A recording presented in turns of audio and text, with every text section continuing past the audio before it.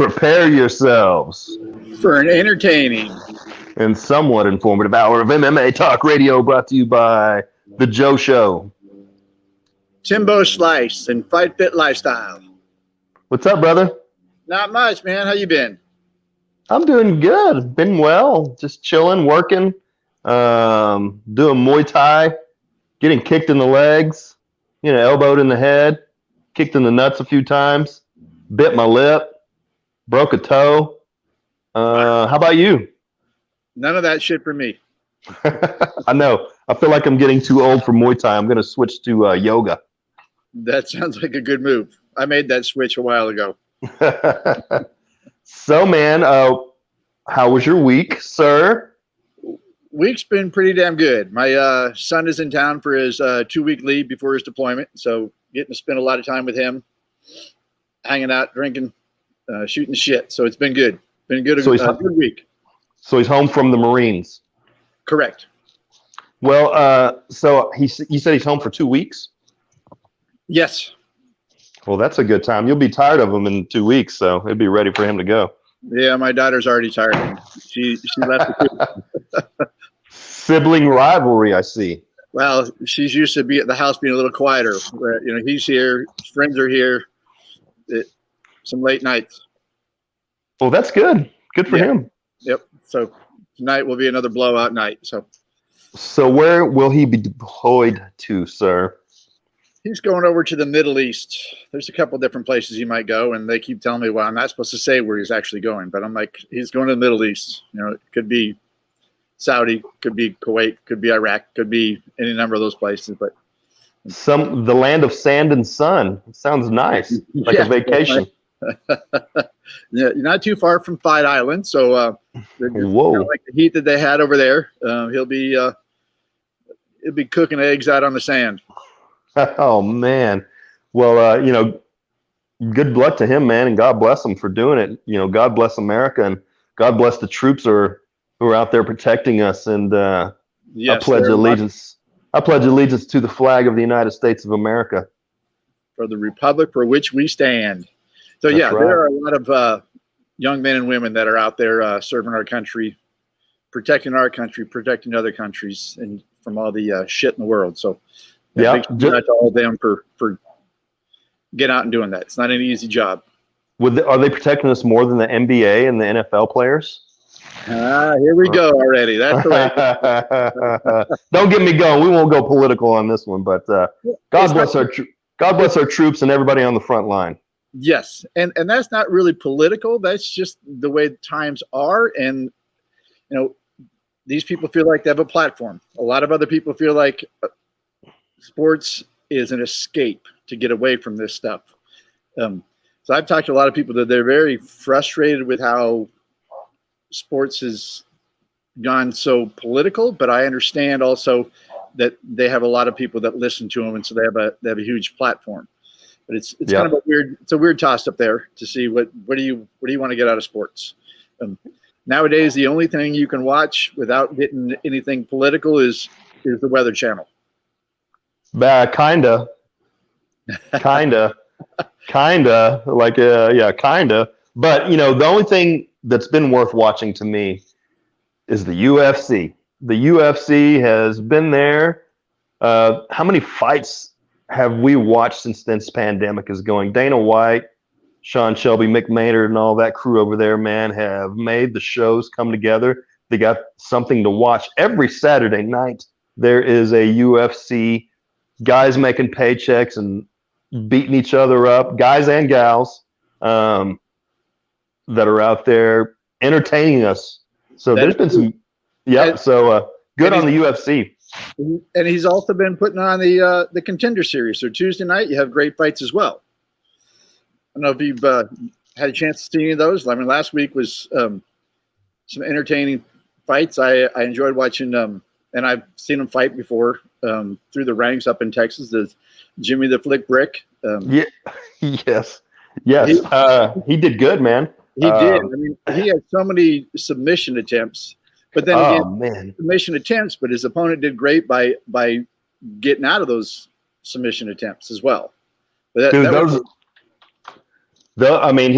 was I guess what they call it, chain wrestling. He was going one move to the next move, chain submissions, one submission to the next submission to the next submission. I mean, he was making his opponent defend every second that they were in close quarters together. High level.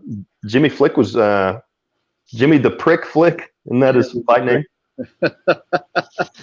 Depends if you're a fan or not a fan. I mean, there's times with every fighter. I mean, they have times when they come out and they look like assholes, so you're going to call him a prick, but he comes out and he gets the job done. I mean, he just recently won, I think, an LFA title as well. Yes, he was the LFA champion, but isn't that his fight name, the Prick? The Brick. Oh, the Brick.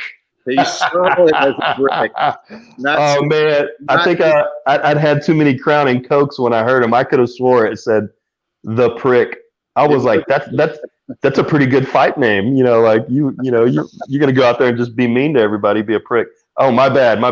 The Brick, the Brick. Oh man, I'm embarrassed. I hope I don't run into that guy. I could have swore, but I have. I've been hitting the ears so many times, man. Everything's kind of. The P's and the B's all kind of sound the same these days. Yeah, if they can get past the ringing in my ear, sometimes I can make it out. But I should have had better defense. Being southpaw, I got hit in this right ear a lot. So, well, who else stood out to you in the Contender Series? Drawing a blank, man. I don't have that pulled up in front of me. That was the only one I really looked at and kind of remembered and said, okay, this was. I mean, there has been some. Just about every one of those that get out there. Those young men are out there to try and earn themselves a contract. So they're truly fighting for a career right there. So they're putting it all on the line. So all of them are coming out and going balls to the walls and putting on a hell of a show every time they're stepping out there. They're definitely fighting for that opportunity. So I've went and started from the beginning because I got behind on it. So I'm on like the third episode, and it's like you said, these guys guys, girls, boys, girls, men, women, they're going out there and they are fighting. I mean, they throw down. And you know what's exciting about that? And I'm gonna bash boxing a little bit, even though I'm a huge boxing fan. There's no the only time, and I've noticed this hanging out with my boxing friends and my boxing, news guys, they're so used to watching boxing that they don't watch any of the prelims. Like if Deontay Wilder is fighting, Tyson Fury, you don't watch any of the prelim fights. You only watch the main event fight. And so when you invite a boxing guy over to the UFC, to your house to watch UFC, they don't pay attention to the first 10 fights. And those first 10 fights, especially on a fight night or Contender Series, are usually the best fights. A lot of times they're better than the main events. And I think because boxing fans have gotten so used to just watching one fight of the night that when they watch the UFC, they don't realize all the action's going on the prelims, and all the superstars are in the prelims in the early fights. Exactly. Even going back to last Saturday's fights. I mean, the beginning of that card, I'm like, man, this is just an awesome night. The first 4 fights all ended up with finishes. I mean, and 2 of those were submissions and chokeouts where that guy he did not tap until didn't tap. I mean, until he was doing the stanky leg. I mean, legs were quivering on the ground. That last card was a good card. And thinking about Ricardo Lamas fighting Bill Algeo, and Ricardo Lamas came out and looked badass, man. And then he retires at the end of the fight. 28. He's had like 28 fights. Comes out and gives a little speech. Thanks his Latino friends, his Cuban family, his Latino family, and. It seemed like it was going to be his last fight. And the Ricardo Lamas I saw the other night, man, still had a lot of fight left in him. I don't know if, after a victory like that, so dominant, I don't know if I would retire. I think he's still got some good fights left in him. I would think so too. And maybe did he think about that going in before the fight, or is that something he did? Well, at the end of the fight said, you know what, this is something I got to ready to retire. I don't know. It seems like it was planned out, and he got a little emotional. But I don't know. We'll see. Someone offers him a pretty good paycheck to come fight. What is that? 155? I think it's a 155 pound or 145 pound weight class. 155. I can't remember, but oh yeah, featherweight. So 45. Man, there's a lot of guys he can still beat at 45. I mean, he's a good gatekeeper. He looked really sharp that night. So, man, I hate to see him hang it up, but only he knows what he's dealing with, being on the road and training and, injuries and stuff like that. But I'd like to see a little bit more action out of Ricardo. So, and like you said, you don't want to know what's going on behind the scenes or what's going on in his life. Is he content? He has something else he's moving on to? Is it family time? Is it feels like he's taking enough strikes to the head that he's needs to be done with it? You have no idea what's the reasoning. Maybe even when they tell you why, there's always other underlying issues. Another why, that they're contemplating. Yeah, another why. Good female fight, Alexa Grasso, fighting in the women's flyweight against Yeon Kim. That was a fun little fight. Alexa Grasso beat her up pretty good. I thought it was like you were saying about the boxing. So all those main events, they all went to decision, all pretty much unanimous decision. So they were kind of one-sided fights if it's going to be a unanimous. But it was the prelims that had all the finishes. So it's made for they're a good night of fights all the way around. But if you're looking for a knockout, looking for a finish, it was all in the prelims. Was it superstars? I mean, Neil Magny versus Robbie Lawler. Man, what a matchup. Now, Neil Magny came out and beat up Robbie Lawler all 3 rounds, man. Outranged him, outspeed. Robbie Lawler looked slow, and he looked very one-dimensional in that fight. He looked like cage rust is what I'm looking for, because I'm a big fan of Robbie Lawler. He's been in the UFC since he was, 18 years old. But man, he didn't show up well against Neil Magny. And I think the difference is Robbie Lawler's been, hadn't had a fight in about a year, maybe. And he didn't have a full fight camp because he was replacement. Came in short notice, so he looked flat to me. He did look, and I guess his last fight was about a year ago. So I don't think the year should give him any type of ring rust, so to speak. I've seen after 2 years and they don't show any rust like that. Yeah, but it was a short notice fight, like you said. He took it on a few weeks' notice. You said it might have been 4 weeks, but that's still not a full prepare getting into a 6 to 8 week camp. I didn't see the explosions that we're used to seeing with Robbie Lawler. Neil Magny looked sharp, man. He was sticking and moving and doing, and had all the right moves. He would, he was the bigger guy in the cage. And Neil Magny's been really active, so that was a good fight. I was curious to see how that fight was going to play out, because I'm still thinking about, Jeff Hands of Steel Neil versus Neil Magny, and I didn't know if Robbie Lawler was going to win, then was Jeff Neal going to have to fight Robbie Lawler? That's what I kept thinking of, because that was the fight that was set, was Jeff Hands of Steel Neal versus Neil Magny. That's a lot of Neils in there. Wasn't that the fight that was canceled because Jeff got ill? Yes, that is. And when I was watching that fight, there seems like they're spending a lot more time on the ground. I'm thinking of if Neil was in there, I'm thinking that probably would have been a lot more stand up going on. I think Neil would have been Jeff. Would have been hitting him from his range and moving around the cage, and a lot different fight, I think.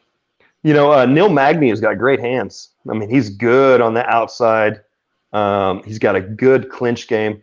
Now I'm really pumped to see this Hands of Steel fight versus Neil Magny. I don't even know if it's going to happen now, but you know, Neil Magny looked sharp that night. And so I'm thinking, you know, because we're all Jeff Neal fans here in Dallas. You know, we've hung out with him occasionally. We've had him on the show. I want to see that fight now because everything Neil Magny was doing, I was thinking, well, Jeff Neal, that he wouldn't have done that to Jeff Neal. Jeff Neal would have done this. That's what I kept saying in my head. I was, like, I was doing the same thing. Yeah. Same thing. I was like, well, that he's not going to do that to the Hands of Steel. Hands of Steel would have knocked his ass out by now. So I'm really curious to see that fight. I think for Hands of Steel, that is a good level up move against Neil Magny because Neil Magny is so well-rounded and such a competitor and always in good conditioning. And you can't make any mistakes with Neil Magny. So I hope I get to see the Jeff Neal Magny fight. I don't know if it's going to happen now. I don't know how that shit works, but I do want to see that fight now. You just got to pitch it to the matchmaker. Yep. So whoever's listening out there, if the fans want to see it and they shoot it on social media and there's a lot of buzz behind it, matchmakers will put that together because they understand that's what the fans want to see.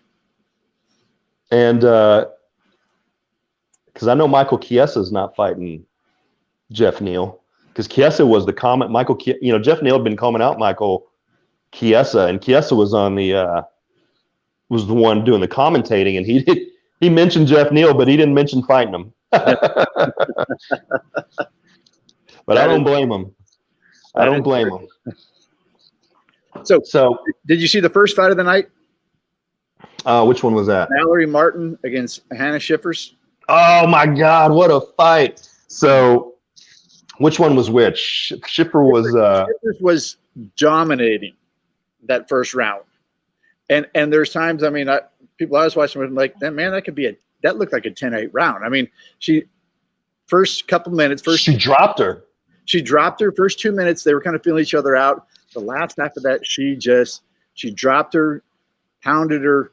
I mean, she'd get back up. She was nailing against the cage. I mean, ref was at times saying, he's yelling at her, show me something, show me. So she'd shoot in, try and take her down. Dude. I mean, ref looked like he was pretty close to stopping it. And she pulled guard and avoided a lot then. Yep. So watching that fight, because I'm watching the ref, and you think the ref will usually jump in. To me, I don't know if I'm right or wrong. This is an observation. I may be wrong.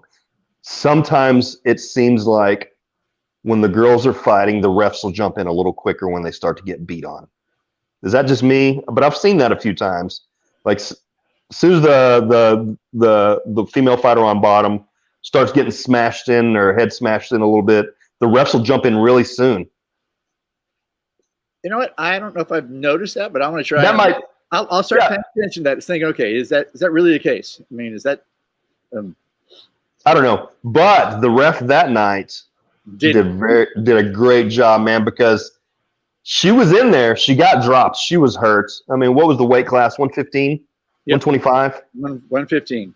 So at 115, they don't hit as hard as, of course, a 135-pound female fighter, 145-pound female fighter. But it's a 115 woman against another 115 woman. So they don't hit as hard, but is a 115-pound woman able to absorb and take massive shots from another one? I mean, I think it's from another 115-pound. Yeah, because even in like men's boxing, the 118-pound male box, 120-pound, whatever they may be, they'll go 12 rounds and they'll hit each other 100 times each round because they didn't have the knockout power. You know what I mean? They usually would go to a 12-round decision. That's why I'm thinking about. That's what I'm even mentioning that the power. They just don't have a lot of power to concuss each other as bad. Or is that not the same in UFC with those? With the smaller 4-ounce gloves. But anyways, the ref did a fantastic job. I thought the fight was over, and he was standing there, and you can tell he was like, show me something, and the round was over. He screamed that she did. She did. Just a little bit, but she showed something. So that means that she's listening to him. She's cognitive of what's really happening in the fight, even though she's getting the crap beat out of her at the moment. She's still cognitive of what's happening. So it was cool that he did not step in and stop that, because she came out in that second round and took her down and just dominated from the bell on that second round. Well, in her what was her opponent's name? Hannah looked exhausted. She gave everything in round one to try to get her out of there, and it backfired on her. She comes out, she gets taken down and gets dominated, and eventually, was it submission? I can't even remember now. Rear naked choke. Rear naked choke, and she rolled her into it and choked the shit out of her. Oh man! And let out a roar. Yeah, there was a scream through. You could hear that echoing through the empty Apex Center there.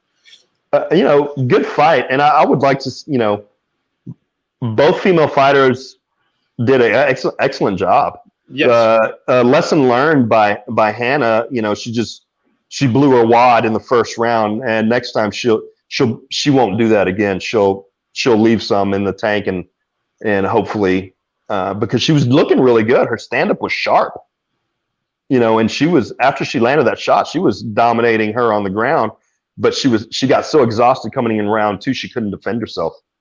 Yep. And I truly believe that's what it was. She left it all in there. I mean, she had the opportunity. It was close. So you think a fighter at the end of the third, you're going to leave it all in the cage. She left it all in the cage, but she left it just a few rounds too early.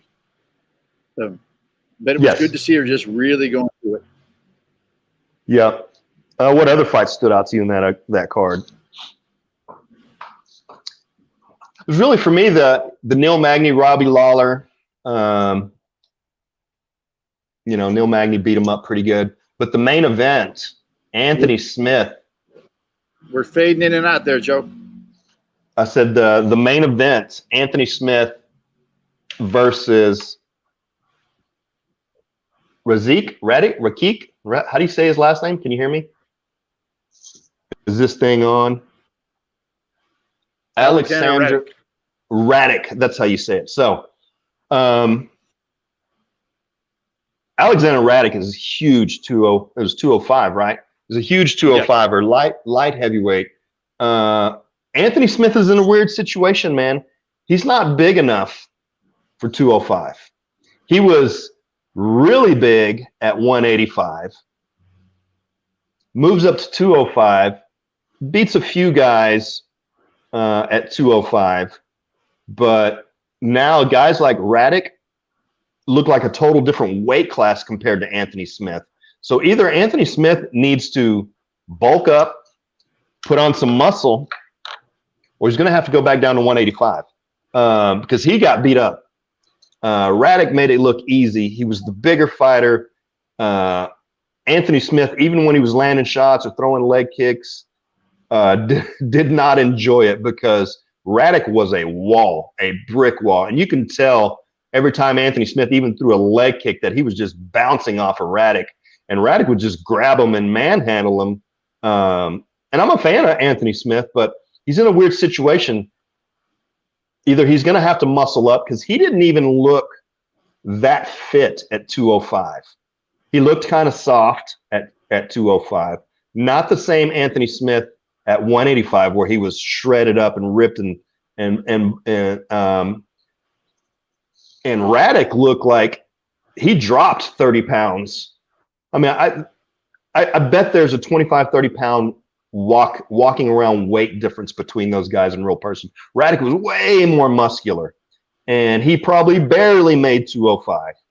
You know what I mean? And Anthony Smith looked like he could have dropped down to 185 that day and been rid of because he looked soft at that weight class. He didn't look. I mean, he's a big guy, big boy, good fighter, but I just don't think he's big enough for the 205 unless he's going to muscle up, man. He needs to put on 10 pounds of muscle.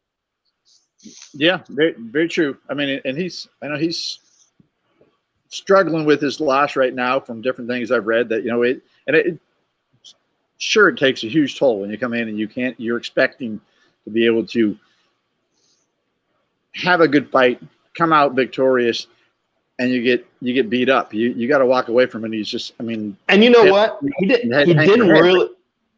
He really didn't take a beating. He wasn't beat up. You know, like his face wasn't cut up. Not like he got beat up pretty bad by Glover Teixeira, where he busted his face open. There was blood everywhere. Anthony Smith did not look bad at the end of the fight. He wasn't bleeding everywhere. He went all lumped up, but he definitely got manhandled by the bigger man. And there must have been a 30-pound. I guarantee there's a 30-pound weight difference. I mean, Radek looked like a bodybuilder at 205 and still had a six-pack abs. And Anthony Smith looked soft. And I don't know how Anthony Smith's camp went, but he didn't look like the Anthony Smith of old, who was just a destroyer, who would go in, chin down, blazing guns, like when he knocked out, Shogun Rua and all those past fights. So, we'll see what's up. We don't know what's up in the guy's life. Maybe he just had a bad night. Maybe he just lost the fight. Maybe he did everything right. And maybe he just got beat. I don't know, but it didn't look like the same Anthony Smith of past. Yep, and it's Joe's famous statement. Sometimes you win. Sometimes you lose. Sometimes you lose. Yeah. And when you have those losses, you learn from those losses and go back to the gym like, okay, what did I do wrong? What can I do better? What am I going to improve on? What holes do I need to fill so I can move forward and become victorious in the next bout? Well, when was this fight with was it Glover Teixeira who beat him up real bad last time and just bust him and beat him into the cage? I believe it was. Yes, it was. There was a kind of a controversial one there, not controversial finish, but that his corner didn't stop because he had his teeth knocked out. He had the crap beat out of him. He did. That was just back in May. June, July. See, that's the problem. That's a big problem. You take such a beating like that a few months ago, you get your teeth knocked out, your eyes are busted open, and this Glover Teixeira beat him up really bad. And Glover Teixeira is a real light heavyweight. He's a bigger guy, 205, and yeah. So coming out after two losses like that, that's where he's really he's struggling in the head. He's not big enough. I'll make it. For one, he shouldn't have taken this fight this soon. I agree. His manager shouldn't have let him take a fight this soon. His coaching staff shouldn't have let him take a fight this soon. Not against the up-and-coming destroyer like this. This guy is a monster. And he is a huge 205er. Anthony Smith should have licked his wounds a little longer, gave it a good 6-month layoff, even come back at the end of the year, like a December fight. I think he rushed into that fight and he was, I don't know. It just didn't look good. Wasn't a good look for him. Not with demons now in his head in his fight game, and I think that was still coming off the last loss. I don't think he's given himself enough time to get over that and get through that last ass whooping. Because that was an ass whooping. He got beat up this weekend. It didn't look like he took a lot of damage. Like he didn't look bad. He lost the decision. But he didn't look big enough to be in that weight class. Well, whoever put those teeth back in for him did an excellent job because he kept all of his chiclets. They used that Gorilla Glue, I'll tell you that. But, I'm still a fan of Anthony Smith, man. I like his commentating. I like what he's about. I like where he's from. I like his fighting style.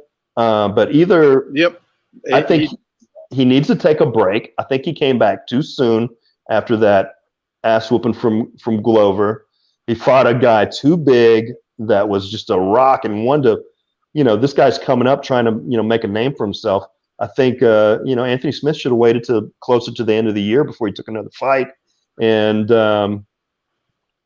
now, he's at home licking his wounds and, contemplating fighting, I'm sure, which I think he's still got a lot of good years in him, but he needs to put a little time in his recovery, get his head right, either bulk up or lose weight. I think I don't know. So, man, because he's beat good guys at 205. I mean, he beat Alexander Gustafsson at 205. But that didn't look like the same Anthony Smith that we saw last weekend. You remember that fight? What makes a fighter turn around that quick? Is it because they need money? That they're in it? They're just want to get back in and improve themselves? Because going back to the first fight of the night with Hannah Cyphers, she has fought 4 times this year already. Yeah, she's 115 pounds though. But she's lost 4 fights this year. So she's had 4, but she's lost 4. But doesn't sound like if she's lost 3 in a row, she did not have enough time to get back to the gym and change her style, change something up with what she needs to do. Because now she's 0-4 this year. Well, and she could be one of those fighters that you can call at the drop of a dime if they need a fill-in. Like maybe there's just not enough women in that weight class that they can't really afford to cut contracts or fire the ladies. And she keeps like, they're looking for a fighter. They call her. Hey, you want to fight? Sure. And she's there. And that is, I know I've heard Dana White say this. He loves people with that type of attitude that are just ready to go back at it again. And she's dangerous. She's got to get it figured out. I mean, her striking looked good, and even her grappling looked good, in that first round. And, she needs to take some time off, and quit rushing into fight. I know she probably needs the paychecks. But maybe that's what it is. That's why they turn around so quickly. They're looking for that check. But I'm sure, what's the pay? A lot on the canvas when they're not getting the victory. Well, back that quick. So if she's getting $10,000 to show, right, and she hadn't won a fight, so she only made $40,000 this year. That's what Chick-fil-A pays managers. You know what I mean? And they don't get beat up nearly as much. So unless she's winning, I mean, you get stuck in this cycle where you have to fight. You need that $10,000. Taxes come out of that $10,000 or what? I don't know what her purse is or what her payout is, but I'm guessing it's not. She's not getting $100,000 a fight. I guarantee that. But so let's say on a high end she's getting $15,000-$20,000 a fight. Then you lose. You don't get the win bonus. She's not in any fight of the night. So I mean, she's pocketing. She may be going home with $30,000. Go ahead. Her opponent got $50,000 for that fight. She got her opponent. Mallory Martin got the performance bonus that night. So yeah, there was a bonus in that fight, but just not to her. Yeah. So she walks home with whatever her pay was. Might have been $10,000, might have been 20. I don't know. But by the time you pay your trainer, you pay your corner crew, you pay your manager, and you pay your taxes. You made $30,000 last year. Yeah. Yep. Well, but you're on TV. I almost didn't even recognize Alex Caceres when he came out. Dude, and don't get me on Alex Caceres. I'm not impressed, bro. I'm not impressed, Alex Caceres. You're fighting all the new guys coming up. You're the gatekeeper. Fight up in the ranks, man. Fight somebody, You're fighting all the new guys with no records, and you're beating them up. I don't know if I'd call that the gatekeeper. He's way well in front of the gate before they even get close to the gate. Yeah, but it seems like they're feeding him these guys now. Like, who's the last guy he beat a month ago? Was a brand new young, like a 19-year-old, 20-year-old kid. And then this guy that he beat up this weekend was the same story. It was his first fight in the UFC. I don't know that. The one before that was Chase Hooper. Yeah, Chase Hooper's new. What is Chase Hooper, 19 years old? 20 years old? Yeah, you're right. He's 20 years old. So yeah, you're right. So 2 back-to-back fights. They give Alex Caceres these brand new guys to welcome into the UFC. Alex Caceres gets his win money, gets the show money, and he gets to beat up the new guys. I'll take that job. I'm not saying Alex Caceres kicked my ass, obviously, but I want to see him fight up in competition. As the new guy coming in? Say what? You'll take that job as the new guy coming in. If I was Alex Caceres, he's in a good position. They keep feeding them, these new young up and coming guys that don't have a big UFC record. They got 1 or 2 fights in the UFC, and he beats them up, and he gets paid for it. I mean, you can. Yeah, if you're Alex Caceres, that's a good living for him. I'm not mad at him, but I want to see him fight up in competition. I want to see him fight some bigger name guys with up in the top 10. He's not fighting any top 10 guys. You're right. That would be good to see, but I guess he can turn down the fights, but it's there again. It's the matchmakers that are putting those out there for him. If he looks at the matchmaker and says, "Okay, give me something more of a challenge," they might, or they're just saying, "Okay, we need somebody for you to fight, so we just throw anybody in the cage with you, like throwing these young kids to the wolf." Yeah, and Alex Caceres is good. I was a fan of his on when he was on The Ultimate Fighter. He's a good, well-rounded. Him and Steven Peterson had a good fight. I thought Steven actually won that fight. But after that, they give Alex Caceres 2 brand new guys with small records who didn't have a lot of ring experience, especially at the higher level. Alex Caceres has been fighting, high-level UFC for a long time now. I just want to see him fight higher-ranked guys. I am a fan of his. I like his fighting style. He's flashy. I like all this Bruce Leroy kung fu moves.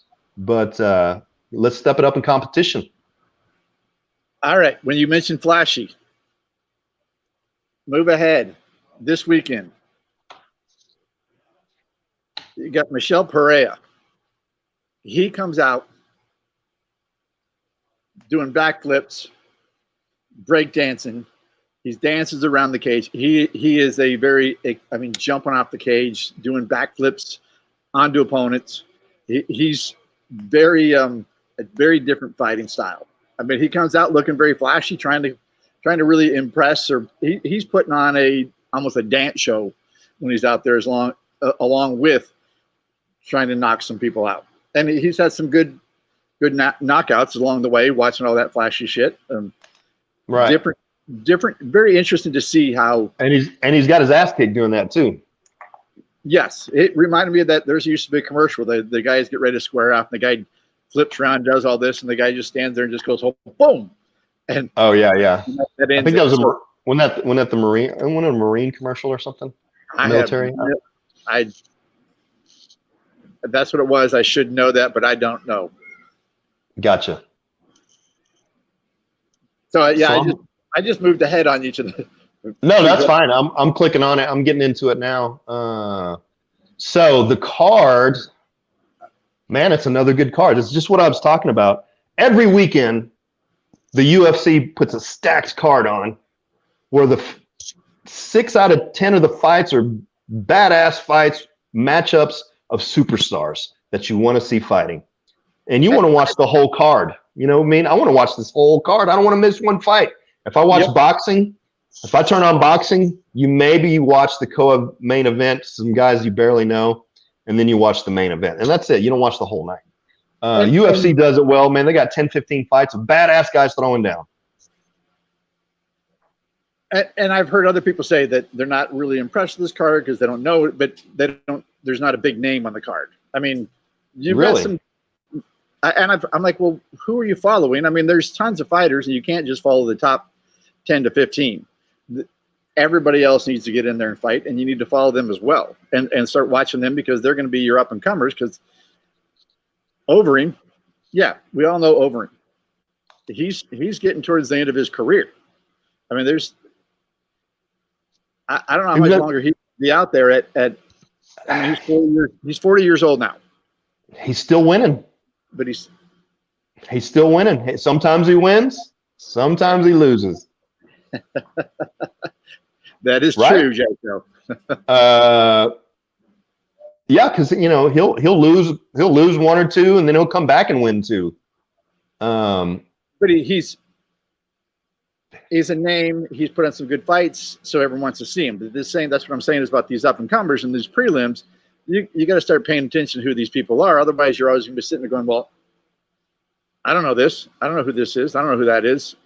Right. You got to, if you're going to be a fan, I don't mean you have to be a fan where and I'm not that fan where I'm going to follow along, but trying to learn who these up and comers are and not just going, oh yeah, it's somebody new. I don't really care. I'm not going to watch that. Right. Guys like you and me, and true UFC fighting, cage fighting, Bellator, LFA, XKO. I don't want to miss a fight. I love them all. I met a guy, actually my son's new baseball coach over at ProSource. We started talking. He's like, man, I haven't missed a UFC since they were on VHS because I've watched every single fight since VHS. I was like, me too. So, I like guys like that who know about the sport, because this card tomorrow night, Saturday night, Jalen Turner versus Thiago Moises. Man, that's going to be a war. A lot of people don't know who these guys are, but they can throw down. Brian Keller.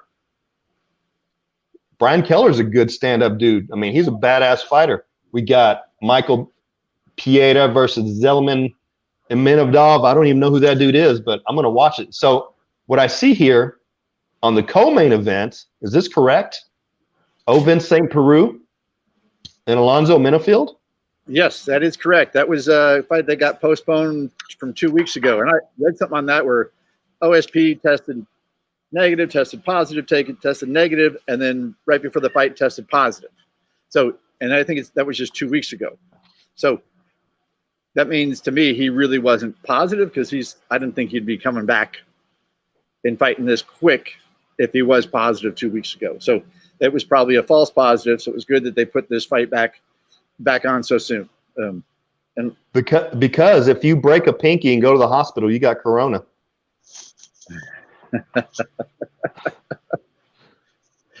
that can be true in many counties, especially in all the counties in California. Yeah, like, oh, you got a headache. My home state there. Yeah, I know. So exciting, man. Ovin St. Peru versus Alonzo Minifield. I'm excited for that fight. I'm going to be blowing that up on Facebook, on our Rockstar page, where he substitute teaches youth martial arts. Alonzo Minifield, helping out the kids, giving back to the community. Oh, that's right. You did tell me that he helps. He works there, coaches the kids. He does, man. And man, that is so awesome to me. That is so awesome to me. A guy at his UFC level, his fighting level, will give 2 hours of his time to help the kids, to teach the kids, to spread the love. Man, that goes a long way in my book. Man, what a great gesture, and what a great human being for doing those kind of things. It's not often you're going to walk around to a neighborhood martial arts school like Rockstar Martial Arts, and you go in for a Muay Thai class, and Alonzo Minifield is standing there ready to teach you. What? And that is huge. And these kids don't even know who he is. That is very true, right? And that just goes to show, what a great dude he is and how passionate he is about the sport of MMA and teaching young kids. And at that point, you're not teaching them to go out and get in the cage and fight. You're teaching them, if they're in a situation, how to protect themselves. Yes. And it's and besides that aspect of it, I mean, just the kids being in there and learning how to talk to people, how to be around people. I know when my kids did it, it's like they're teaching them to, you're shaking hands. You don't just put a limp biscuit out there. You shake their hand, you look them in the eye. So all these martial arts, they're teaching these young boys and girls how to grow up and be young men and women that really. I love it. Yes, it's an awesome thing. I love it. I love teaching. I love teaching. Especially I love teaching kind of the teenage up to high school, like middle school to high school. A lot of I was a bad kid. I was a troubled kid. I was an angry kid. Martial arts changed my life. I'm that story.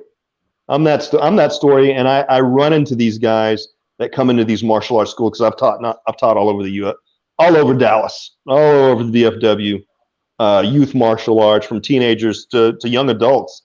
And I meet myself over and over I got a kid that comes in that reminds me of me. You know what I mean? And you know, it's a privilege. And I was having this conversation with my 10-year-old son the other day because he's been coming to Muay Thai with me. And you know, he didn't go every night. He's like, "Dad, you teaching Muay Thai again tonight?" I'm like, "Yes, sir." And I'm getting ready. I'm getting prepared. I was like, "I'm always on time, and I never miss a class, son, because it would be disrespectful for me to do that to the students, because these students count on me to be there for their lesson that day. And if I start being late and not showing up, it's disrespectful to the student. Those kids who took that chance, it's a scary thing to walk into a martial arts school, right? Especially if you've been bullied and you're truly there to learn self-defense. And then the trainer doesn't show up, or the trainer's late, or the trainer doesn't teach you a lesson, or it's like Cobra Kai and they just teach you how to kill.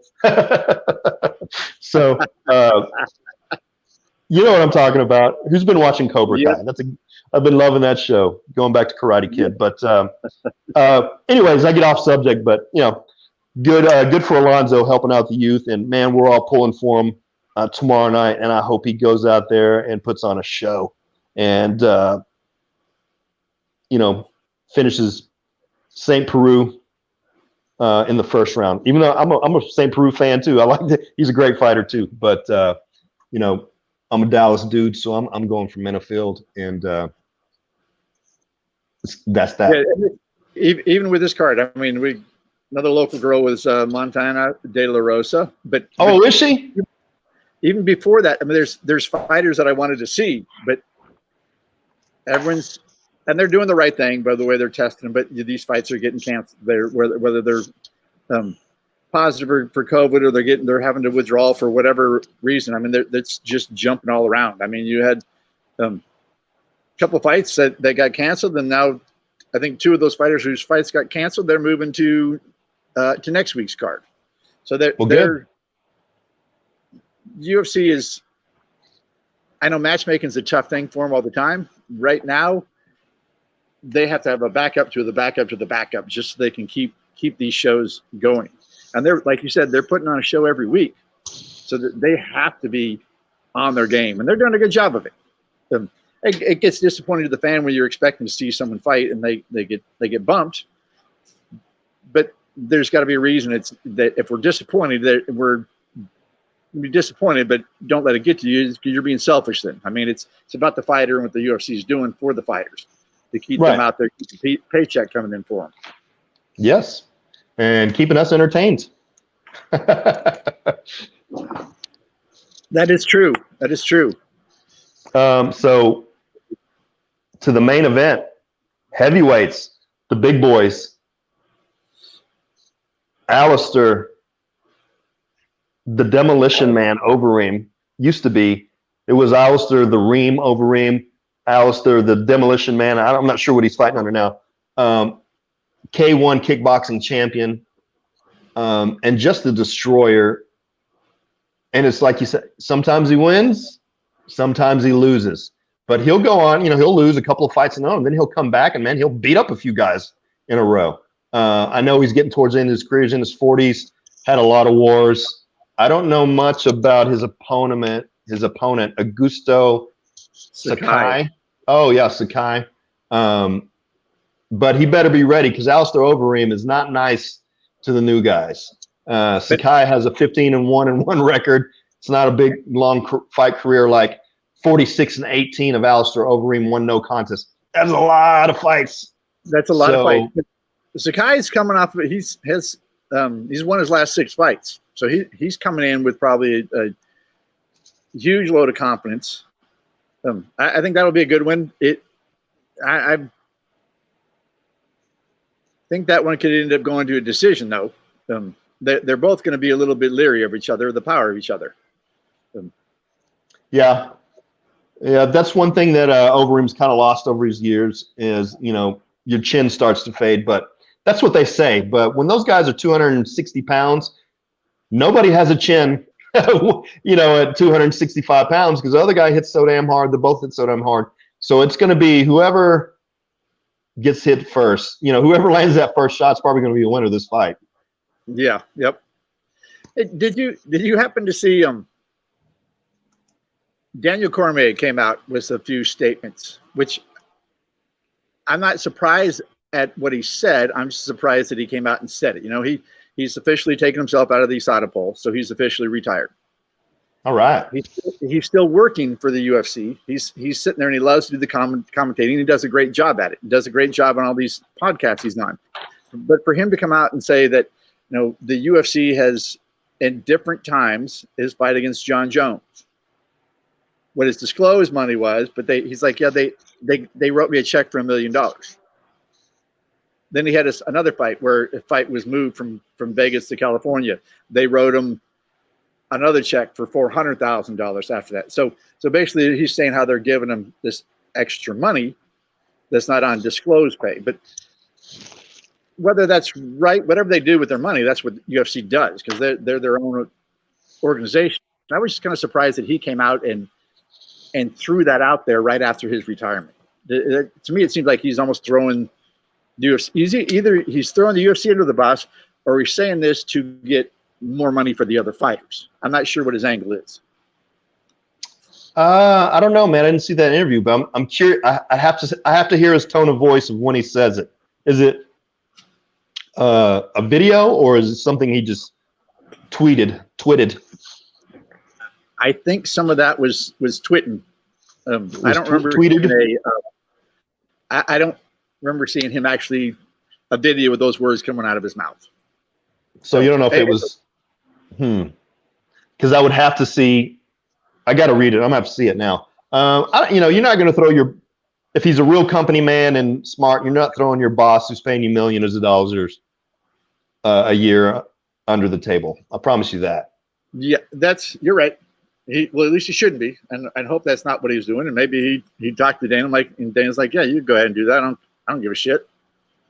That's the beauty of Dana White. He does stuff and he doesn't give a shit what people think.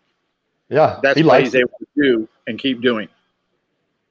Yeah, they're running the game. Game. So what do you think about the main event tomorrow night? You think Overeem's going to pull it off? Yes, I think Overeem's going to get it in a decision. I think Overeem will get. I don't know. I don't know enough about the other guy. I have to go home and watch some of the hype shows on it to see. But I like Overeem. And then I'm of course pulling for Jeff Hanses or Alonzo Minifield. Yep. And then some big events coming up. We have Stylebender going to fight. Oh man, and Uriah Hall's fighting Anderson Silva coming up. I think that's coming up end of October. Damn, there's some good fights coming up, guys. So yes, there's an LFA a week from tonight. You got Haley Cowan. So I mean they've been putting on shows. You know, four shows in a row. They take a little bit of break, another 4 shows. So it's good to see them still out there putting on shows. Love to see them do 4 of those shows right here in Dallas area. Have you seen Haley Cowan's posts lately? She's looking ripped. Golly, she's looking big. Both her and Andrea Lee posted pictures, and they have just spent a lot of time in this COVID quarantine working themselves to the bone and looking great. I mean, their physiques, they're putting on muscle. They look strong as can be. Yeah. I've watched some of Andrea Lee's training videos on Instagram, and man, she goes hard. But back to Haley Cowan. Excited to see what I like to see Haley Cowan be more dynamic in her fights. Coming from a gymnastic background, martial art background, I like to see some of that flying stuff, some of the jumping kicks and the spins and stuff like that, because she can do the stuff.